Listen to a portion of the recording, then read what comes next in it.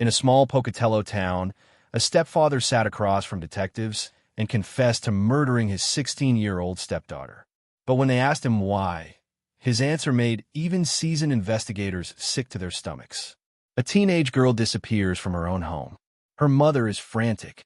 Search parties comb the woods.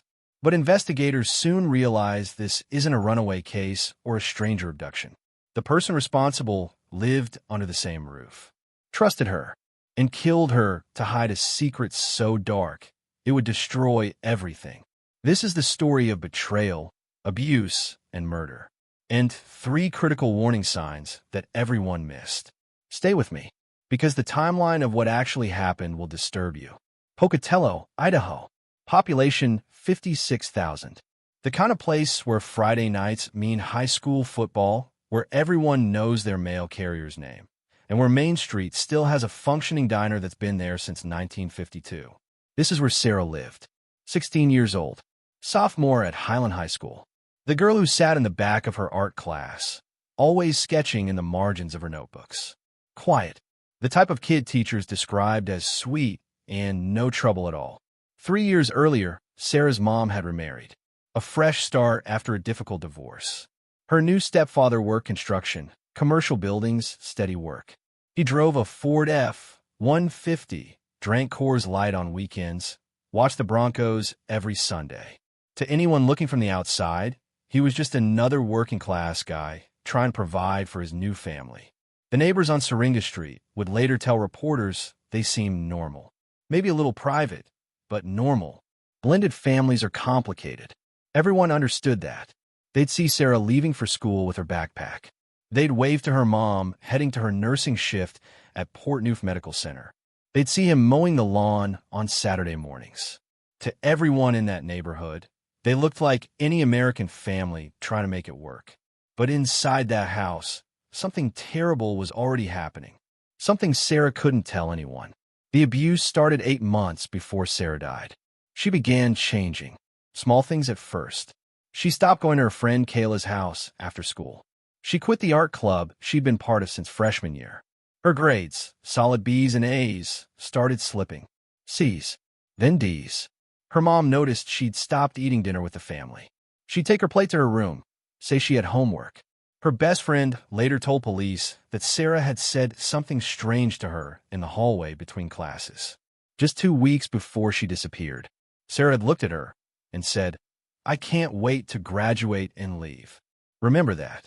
Sarah's mother noticed the changes. Of course she did, but she was working 12-hour shifts at the hospital, picking up extra hours to help with the mortgage. And teenage girls go through phases, right? Mood swings, growing pains. That's what the parenting book said. That's what her coworkers told her when she mentioned it during lunch breaks. It was just teenage behavior. What no one knew was that Sarah was carrying a devastating secret, one that would soon put her life in danger. 6 weeks before her death, Sarah took a pregnancy test in the bathroom at school. Positive. She was terrified. Not just scared, terrified. Because she knew exactly what this meant. She knew who was responsible. And she knew what he would do if he found out she was planning to tell someone. Sarah made a choice. A brave choice. She went to her school counselor, Mrs. Patricia Chun, a woman who'd worked at Highland High for 17 years. A mandated reporter trained to handle exactly these situations. Sarah sat in that office, the one with the motivational posters and the bowl of Jolly Ranchers on the desk, and she told Mrs. Chun everything. She was pregnant. She was being abused. And she was terrified of him finding out that she was planning to tell. Now, you might be wondering, why didn't the counselor call police immediately? That question haunts this case. Mrs. Chun followed protocol. She documented the meeting. She scheduled a follow-up appointment with Sarah for the following week. She planned to bring in the mother, contact Child Protective Services, get law enforcement involved. Standard procedure. Do it right. Build a case. Protect the victim. The appointment was set for the following Thursday at 2:30 p.m. Sarah never made it to that appointment because 3 days later, Sarah vanished. And what police found when they searched that house, we'll get to that. But first, we need to understand the 48 hours before she disappeared Tuesday, April 16th. 2 days before Sarah disappeared. That night, Sarah sat on her bed and opened her journal, the one with the sunflower on the cover that she'd gotten for Christmas. She wrote 4 words at the top of a blank page. If anything happens to me. Police found that journal later. We'll come back to what it said. That same night, Sarah did something else. She opened her phone and started taking screenshots. Text messages, dates, times. She photographed bruises on her arms, her ribs. She was building evidence. Documentation. Like she knew she might need proof. Like she knew time was running out. Wednesday, April 17th. One day before. Sarah's mother left for work at 6:45 a.m. 12-hour shift at the hospital. Wednesday nights were always long. The ER got busy midweek. She kissed Sarah goodbye, reminded her there were leftover casserole in the fridge. Sarah was home alone with her stepfather that entire day. She didn't have school. It was a teacher planning day. At 3:17 p.m., Sarah sent a text to her friend Kayla. He knows something is wrong. Kayla texted back. What do you mean? Sarah never answered. Thursday, April 18th. The day Sarah vanished. Sarah got up that morning. She got dressed. She ate a bowl of Cheerios. She packed her backpack. And before second period, she walked in her English teacher's classroom, Mr. Robert Davies, and she said 7 words. I don't feel safe at home. Mr. Davies filed a concern report with the principal's office at 9:22 a.m. The principal planned to follow up the next day. The next day never came. At 3:45 p.m., Sarah sent her last text message to her mother. Coming home now. At 4:15 p.m., the doorbell camera captured Sarah walking up to the front door. She had her backpack over one shoulder. Her hair was pulled back in a ponytail. She was wearing her Highland High hoodie and jeans. She unlocked the door. She stepped inside. That doorbell footage? It's the last time anyone sees Sarah alive. Except for one person 11 p.m. Sarah's mother pulled into the driveway after her shift. Exhausted. 12 hours on her feet. She walked through the door, dropped her purse on the kitchen counter, kicked off her shoes. The house was quiet. Her husband was sitting on the couch watching TV. ESPN. Some baseball game. Where's Sarah? She asked. Oh. She went to a friend's house, he said. Didn't look up from the screen. Kayla's, I think. Mom frowned. Sarah hadn't mentioned going anywhere. She pulled out her phone. Sent a text. Hey, honey. When are you coming home? No response. She waited 5 minutes. 10 minutes. Sent another text. Sarah? Nothing. A feeling settled in her chest. Mothers know. That instinct that tells you something's wrong. She called Kayla's mom. Hi, is Sarah there? Sarah? No, I haven't seen her. Kayla's been home all evening. The room tilted. Sarah's mother called her daughter's phone. Straight to voicemail. She called again. And again. She checked Sarah's room. Her backpack was gone. Her phone charger was still plugged into the wall. She walked back downstairs.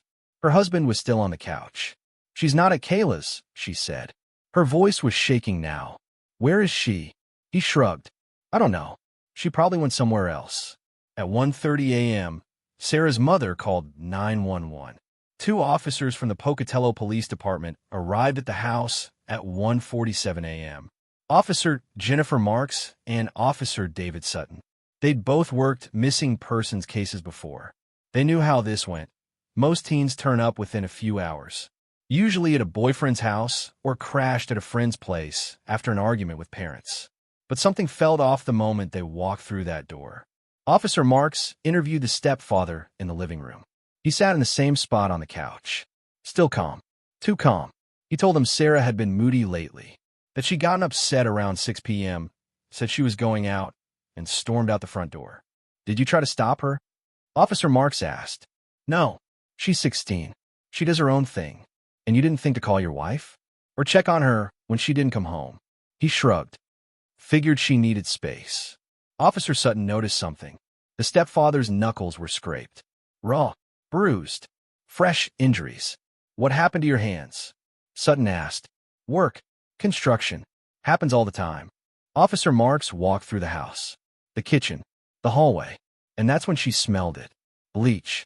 Strong. The kind of smell that makes your eyes water. At midnight, she walked back into the living room. Did you clean tonight? She asked.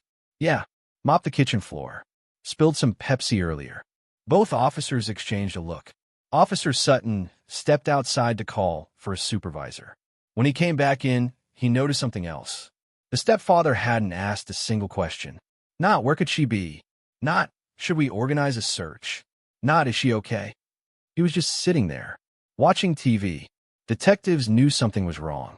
The question was, were they already looking at a crime scene? Comment below. Would you have arrested him right there? Because what happened next changed everything. 48 hours into the search, the Pocatello Police Department brought in cadaver dogs. 2 German shepherds, trained to detect human remains. They started in the yard, moved through the garage, then the house. Both dogs stopped at the same spot. A vent in the hallway floor. Access to the crawl space beneath the house. Officers pulled up the vent cover, grabbed flashlights, climbed down. The crawl space was tight. 4 feet high, dirt floor, insulation hanging from the ceiling joists. And there, pushed back into the far corner, wrapped in plastic sheeting and hidden behind pink fiberglass insulation. Sarah's body. She had been there the entire time, while her mother was calling her name in the yard, while volunteers were searching the neighborhood, while missing person flyers were being printed at the Kinko's on Yellowstone Avenue. She'd been 15 feet below them. The medical examiner determined she died from blunt force trauma and asphyxiation. Defensive wounds on her hands. Broken fingers. She fought back. The time of death?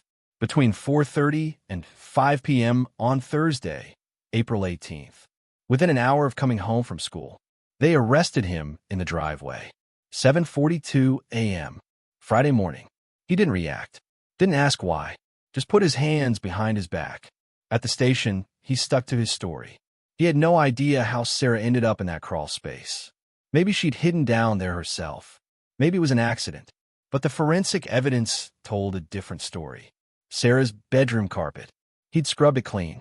But when investigators hit it with luminol, the entire room lit up under UV light. Blood spatter on the walls. The baseboards. A violent struggle had happened in that room.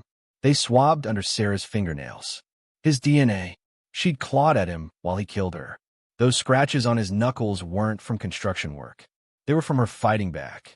His credit card records showed 3 purchases at Home Depot the day before Sarah died. Industrial bleach, plastic sheeting, duct tape, receipt, 2:37 p.m. Then they pulled his phone records. Search history from the week before. How long does it take to decompose, crawl space ventilation, how to hide a body? He'd been researching how to dispose of her body while she was still alive. Remember when Sarah told her friend she couldn't wait to graduate and leave?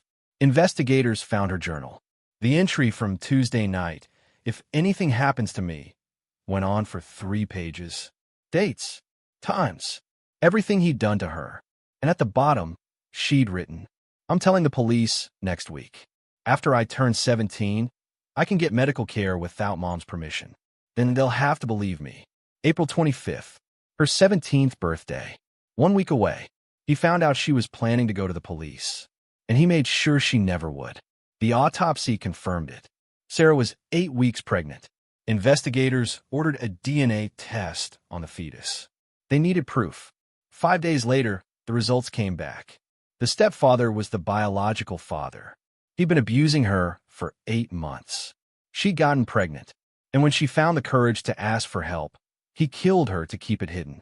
Sarah's diary entries painted the full picture. February. He said, if I tell Mom, no one will believe me. March. I'm scared all the time. I don't know what to do. She was 16 years old, trapped in her own home. This is where the motive crystallizes. He killed her to hide his crimes. But investigators discovered something else. Something that proved this wasn't a crime of passion or panic. This was premeditated murder. The timeline is damning. Monday, April 15th, Sarah tells the school counselor everything. Mrs. Chin emails Sarah's mother requesting an urgent meeting about a sensitive matter regarding Sarah. Tuesday, April 16th, 1:23 p.m. The stepfather logs into his wife's email from the home computer. Her password was saved in the browser. He reads the counselor's email. He knows Sarah talked. Wednesday, April 17th. He calls in sick to work. Drives to Home Depot. Buys bleach, plastic sheeting, duct tape. That text Sarah sends her friend at 3:17 p.m. He knows something is wrong. She felt it. She knew. Thursday, April 18th. Sarah walks through the door at 4:15 p.m. By 5 p.m., she's dead. He had 48 hours to plan this murder. 48 hours to buy supplies, to research disposal methods, to decide that killing a 16-year-old girl was preferable to facing consequences. And he almost got away with it. 14 months later, the trial began at the Bannock County Courthouse. The defense had one strategy: claim it was an accident, that Sarah and her stepfather had gotten into an argument. Things escalated. He never meant to hurt her. It was a tragic mistake. The prosecution had something better: evidence. The medical examiner took the stand first. Dr. Lisa Hernandez, 23 years of experience. She walked the jury through Sarah's injuries: blunt force trauma to the head, petechial hemorrhaging in the eyes, signs of asphyxiation, defensive wounds on both hands, 3 broken fingers. Doctor, are these injuries consistent with an accidental altercation? No. These injuries are consistent with sustained, intentional violence. Next came the digital forensics expert. He displayed the search history for the jury: how to hide a body, the Home Depot receipts, the email he'd read in his wife's account. The timeline was airtight. Then Sarah's best friend, Kayla, took the stand. 17 years old, voice shaking. She told the jury about Sarah's fear. That cryptic text: he knows something is wrong. Did Sarah ever tell you she was afraid of her stepfather? Yes. She said she couldn't wait to leave, that she just needed to make it to graduation. Then Sarah's mother testified. She sat in that witness box and described coming home from her shift, being told Sarah went to a friend's house. The panic when she realized Sarah was missing. The horror of learning her daughter's body had been in the crawl space the entire time. Did you have any indication your husband was abusing your daughter? No. I trusted him. I brought him into our home, into her life. Her voice broke. Remember those photos Sarah took on her phone? The prosecution entered them into evidence. Photos of bruises on her arms, her ribs, her thighs, timestamps going back months. Sarah had been building a case against him, documenting the abuse. She was trying to survive long enough to get help. She almost made it. On the 4th day of trial, something shifted. The defense attorney requested a recess. When court resumed an hour later, the stepfather asked to address the court. He confessed. Standing there in his orange jumpsuit, hands cuffed, he admitted everything. He'd been sexually abusing Sarah for 8 months. He discovered she told the school counselor. He'd planned to kill her to prevent her from going to the police. The prosecutor asked him directly, "Why did you kill Sarah?" His answer? "I couldn't let my wife find out. Not I panicked. Not I didn't mean to." He killed a 16-year-old girl because he didn't want to face consequences. Imagine being Sarah's mother, sitting in that courtroom, hearing the man you married, the man you trusted with your daughter, admit that he destroyed your entire family to save himself. The jury deliberated for less than 3 hours. Guilty on all counts: first-degree murder, sexual abuse of a minor, evidence tampering.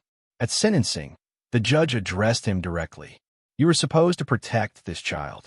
Instead, you abused her, terrorized her, and when she found the courage to seek help, you murdered her.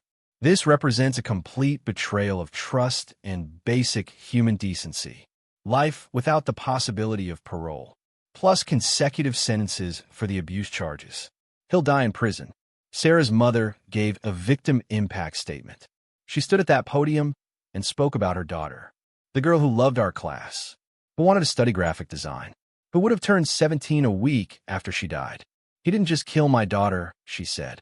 He killed the future she should have had, and I'll carry that with me for the rest of my life. Outside the courthouse, reporters swarmed. The case made national headlines. Another teenage girl killed by someone who was supposed to protect her. You'd think that's the end of the story. But there's one more thing you need to know. After the trial, investigators released their full case file. And buried in those thousands of pages were details that haunt everyone who worked this case. Because Sarah didn't just disappear without warning. There were signs, red flags that got missed or dismissed or explained away. She went from maybe a student involved in art club to withdrawn, isolated, failing her classes. She stopped seeing friends, stopped doing the thing she loved. Her mother noticed. Her teachers noticed. But everyone chalked it up to teenage angst. Normal adolescent behavior. It wasn't normal. It was a cry for help. He monitored Sarah's phone, checked her social media, isolated her from extended family. Her grandmother hadn't seen her in person for 6 months before she died. He created reasons why Sarah couldn't attend family gatherings. She has too much homework. She's not feeling well. Classic abuser tactics. But from the outside, it looked like a parent being protective. Sarah told her school counselor on Monday. The counselor scheduled a follow-up for the following week. Standard protocol. Do it right. Build the case. But Sarah didn't have a week. Mrs. Chun followed procedure. But those procedures were designed for cases where the victim isn't in immediate danger. No one realized Sarah was living with someone who was already planning to kill her. These warning signs exist in homes across America right now. Teenagers being abused, isolated, controlled, too scared to speak up, or speaking up to adults who don't recognize the urgency. If you see these signs, don't wait. Don't assume it's a phase. Don't follow protocol that takes days or weeks. Act immediately. Sarah's story ended in tragedy. But her courage in documenting the abuse, those journal entries, those photos, those timestamps, helped convict her killer. Her mother now works with advocacy groups pushing for faster intervention when minors report abuse to school officials. She's fighting for what she calls Sarah's protocol, mandatory same-day reporting to law enforcement when students disclose sexual abuse or immediate danger. Several Idaho school districts have already implemented it. Sarah wanted to escape. She wanted to go to college, study art, live her life. She fought back against a man twice her size. She tried everything she could to survive. And in the end, even though he took her life, he couldn't silence her truth. The evidence she left behind put him away forever. This case raises difficult questions about how we protect vulnerable teenagers, about how we recognize abuse, about how we respond when someone finally finds the courage to ask for help. Share your thoughts in the comments below. But please, be respectful. This is a real family's tragedy. If this case affected, you kindly hit the like button and subscribe. Stay tuned for many more true crime stories.